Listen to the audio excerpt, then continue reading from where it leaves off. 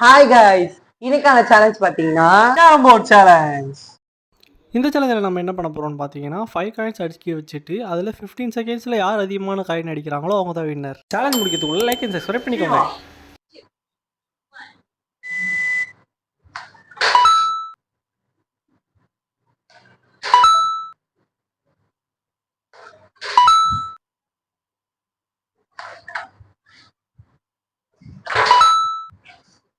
Times up. 4 points.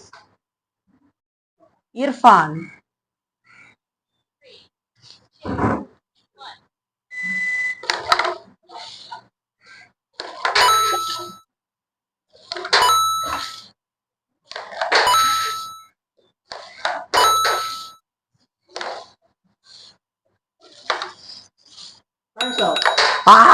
Just miss மூணு இடத்துல miss ஆயிடுச்சு.